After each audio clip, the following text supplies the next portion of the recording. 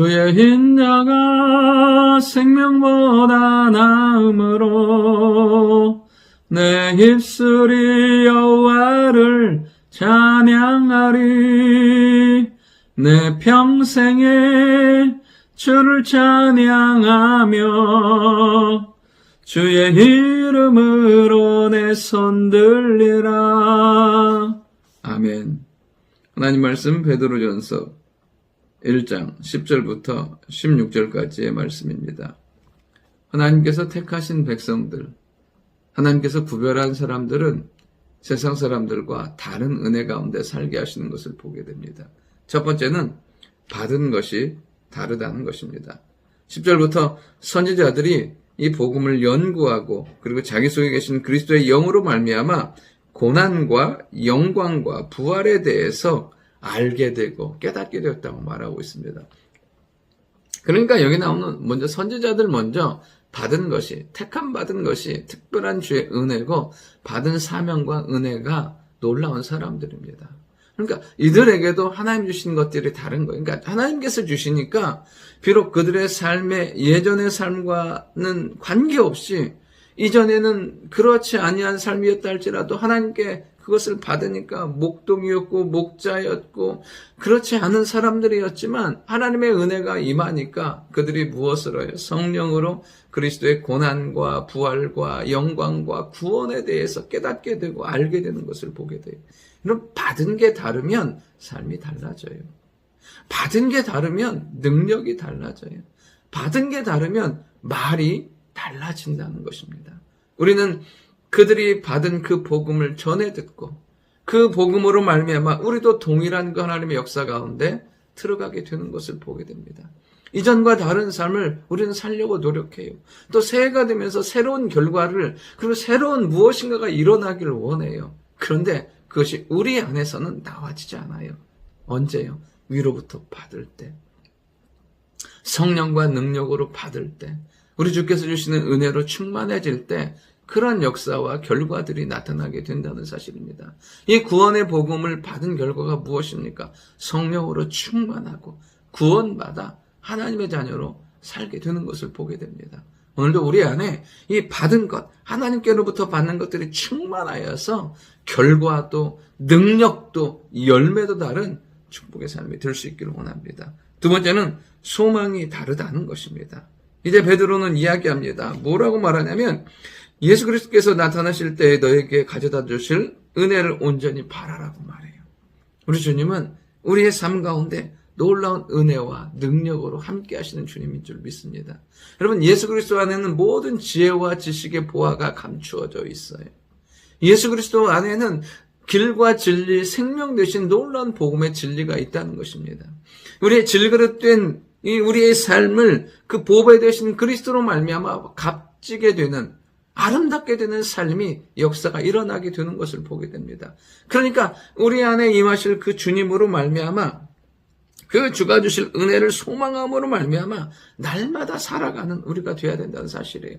그러니까 매일의 삶을 기대하며 살 수 있는 거죠. 오늘은 과연 어떤 은혜가 임할 것인가? 그러면 그런 은혜가 임하는 삶을 살기 위해서 해야 될 게 뭐냐면 너희 마음의 허리를 동이고 근신하라고 얘기해요. 그럼 마음의 허리를 동인다는 얘기는 무슨 얘기예요? 준비한다는 얘기예요. 마음의 허리를 동인다는 것은 뭔가를 여기서 대비한다는 거예요. 근신한다는 거는 삼가한다는 거예요. 왜? 주가 주실 은혜를 받기 위해서 영적으로 근신하고 깨어있는 상태를 말하고 있어요. 그러니까 영적인 긴장을 풀지 않는 거죠. 그냥 풀어져 있는 삶, 어떻게 되겠지 하는 삶이 아니라 반드시 하나님의 은혜 가운데 살고야 말겠다는 영적인 근신과 각오 가운데 살아가는 것을 말해요. 여러분, 절대로 우리의 마음이 흘러가게 내버려 두지 마십시오. 우울함으로, 답답함으로, 연약함으로, 예습성으로 흘러가게 하지 말기를 바라요. 여러분, 자꾸만 우리 안에 있는 기질과 성향과 삶이 예습성으로 우리를 끌고 가려고 그래요. 우울함으로, 답답함으로 빠지게 만들려고 해요. 그래서 은혜 없는 삶으로, 주가 주신 은혜를 다 놓치는 삶으로 살게 만들려고 해요. 분명하게 말씀드리지만 여러분, 컵을 위로만 세워두면 시간의 문제, 이제 그 컵은 채워지게 되어 있어요. 그러나 엎어놓으면 아무리 많은 비가 와도 한 방울도 들어가지 않아요. 우리의 마음이 주께로 향할 때 주님은 우리의 삶에 놀라운 은혜를 허락해 주신다는 사실이에요. 그럼 반드시 우리가 깨어있고 나아가야 될 이유가 뭐냐면 주가 주실 은혜를 우리가 소망하기 때문에 그래요. 항상 우리가 하나님의 은혜로 살아가는 우리가 될 수 있기를 원하고 그 은혜로 말미암아 올 한 해가 후회하지 않는 삶, 영광 가운데 하나님께 감사하며 찬양하는 축복의 삶이 될 수 있기를 원합니다. 마지막 세 번째는 이제 우리의 삶이 다르다는 것입니다. 15절에 보면 오직 너희를 부르신 거룩한 이처럼 너희도 모든 행실에 거룩한 자가 되라 말하고 있습니다. 여러분, 우리의 거룩함은 사실은 우리의 의무도 우리의 선택도 아닌 우리의 삶의 결론이어야 되는 거예요. 그러니까 이 거룩함이라는 것은 하나님을 닮아가는 삶, 그리스도를 닮아가는 삶이에요. 그렇다고 해서 이 거룩은 사실은 이 땅에서는 완성되지는 않아요. 끊임없이 우리의 삶이 사도 바울의 고백처럼 표대를 향하여 달려가는 삶, 그리스도를 닮아가고 그리스도 안에 있는 온전한 삶을 꿈꾸고 나아가는 거예요.